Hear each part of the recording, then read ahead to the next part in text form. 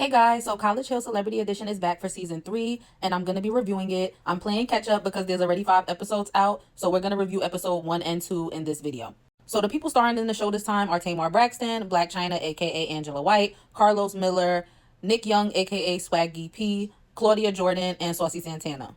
So overall, from the first 2 episodes, I would say that Saucy Santana seems like he's going to be the star of the season. He's bringing the most comedic relief. He's making me laugh, and I'm just loving his character right now. So everybody has their different reasons for wanting to do the show. For example, Saucy Santana said that he graduated high school at 17 and he got right in the field. Claudia said she did go to college, but she didn't go to a HBCU. So she wants that experience to get more in touch with her culture. And then like Nick Young went to college, but he left early to do the NBA thing. So everybody has their own reason for why they want to do this experience. So keep in mind that they're grouping Santana with the girls. So the girls wanted to get Carlos and Nick to stay downstairs in the ground floor, which only had one bedroom that they would have had to share. And Nick was basically like, no, I'm too tall for that. My feet will be hanging off the bed. They'll get swole up. It was like, okay. So they just let him have the room, and they decided that the girls will share the rooms instead. So it's time for the orientation now the next day, and Saucy Santana and Tamar are still asleep while everybody's getting ready. China's on a run and everybody else is eating breakfast, and those two are still in the bed. So Nick is walking around the house waking them up now. Side note, if you choose to watch this show, you will be flashed with Saucy Santana's BBL multiple times. He's sleeping in a thong and he gets up and the camera shows it. So yeah. So the car is there to pick them up, and we see Santana is still walking around in a muumuu eating breakfast. Then we start to see him getting dressed, but by the time he walks out the door and is ready to go, we already see the car down the street. They done pulled off and left him. He's pissed off. So they get to the school that they're attending, Xavier University in New Orleans, and they get welcomed by, everybody. Saucy Santana shows up and he's upset. He tells them it's one band, one sound. Don't leave me ever again. And everybody's able to join a club if they're interested in it. So China wants to join track and field because remember I said she was just taking a run this morning. So she's been running a lot lately. That's something that she just does for leisure and exercise. Saucy Santana wants to join the cheerleading team. Nick Young wants to join the basketball team, but I believe in the sense of him learning how to be a coach. China also wants to look into the Bible studies club. And then the cheerleaders had this baby in a box and they told Santana he could keep it. So the way I interpreted it, this is becoming like a project for Santana, like when they give you the egg or the fake baby at school and they tell you got to keep it for the whole semester. So he's putting that on himself, that he's going to keep this baby for the whole semester and imagine going to school while having a kid. So of course they meet the academic advisor and they tell them the rules. No alcohol or drugs on campus. Make sure that you're on time. Get your assignments in on time. No fighting, etc. Right? They're also telling them that they have a dress code and that they don't want them wearing anything that will distract other students from learning. And Claudia's like, have you seen my friends? Like, we're definitely going to be in violation. Meanwhile, Santana, who is the main person who could possibly be in violation, or Tamar, those are like the two people that I feel would come with the loudest outfits. Saucy is talking about, oh, it's all going in one ear and out the other. So he's not listening or taking it seriously. Saucy is here to get the party experience out of college, and that's it. So it's the night before classes, so the guys go out, Saucy, Nick, and Carlos, to a basketball game at the school, and Angela, Tamar, and Claudia go out to dinner. They end up talking about Angela's new boyfriend, Derek. She's been dating him for about a year, and he will be popping up on a later episode. Then we got Tamar talking about JR from Queen's Court. If you know about that, you know about that, and how she hope he come visit her. Girl, you need to let that go. China also talks about how she's celebrating about a year and a half of sobriety, so that's great. Congratulations to her. I hope she doesn't get offended by people still calling her China, because it's just a force of habit for me. I like go back and forth between China and Angela.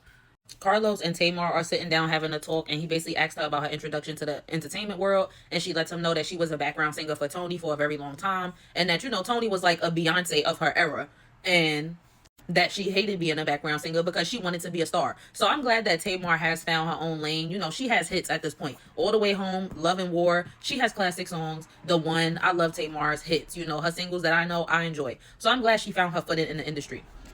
Okay, so it's the first day of class. Everybody was able to make it on time. So they walk into the first philosophy class and Carlos sees the teacher and going to say, oh no, we got a white teacher at a HBCU. I'm out of here. I'm like, oh my God, I already see that he's very outspoken and he's going to say whatever's on his mind, which could be funny, but it could also be annoying depending on what's being said, right?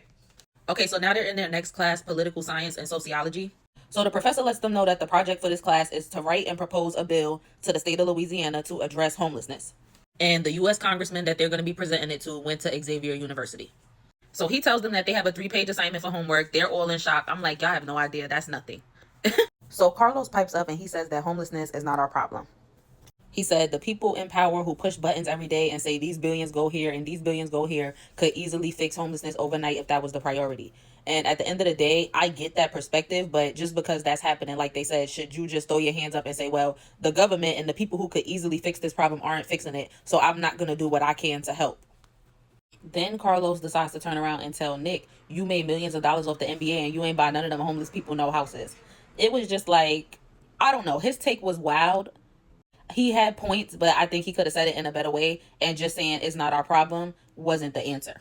So they started trying to explain to him, it's not just people who don't work. People are drug addicts. People might have mental illnesses. And he's like, oh, well, people who are on drugs chose drugs over homes. And, Nick and Tamar, like, that's not a choice. It's an addiction. It's a disease. He said it's not. And nobody told them to put that pipe to their mouth. Again, wild takes. But I'm not going to act like I don't think he's saying something that a lot of people agree with, but just don't say. Or don't say in public. Because people say a lot of stuff amongst their friends and family that they won't say in a public platform. And I just think that they surprised that he's so outspoken to say it here. It is insensitive, but it is a viewpoint that people have. Then he goes on to say presenting a bill to a black senator is pointless. So now we on episode 2, but we continuing from the same scene. China is offended because she's like, do you not understand that it doesn't mean you just have to be living on the street? If you don't have keys to your own house, you're still technically homeless. And if you miss 3 months on your mortgage, you could be homeless. I remember when my Dodge Charger got repoed, and she's just upset and she walks out. She's like, the class been over, right? And the professor was like, yeah. So she left. Okay, so now they're in another class, Introduction to Converge Media Writing. So the assignment is to interview each other. They're going to be put into pairs and they have to talk about the kind of legacy that they want to leave behind and assume ownership of their own narratives. So this is triggering for China because they all start talking about the things that are in the headlines about themselves. Claudia being messy, Saucy Santana wanting to be a girl, Tamar being dramatic. And obviously with China, there's a lot of things that people have said about her and judged her for and been in the headlines. So she basically is just like, I'm not doing this. And she gets irritated and she walks out of the class.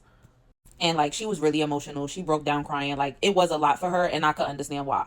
So I'm going to stop here. I'm going to do one more video tonight. So it'll be continuing episode 2.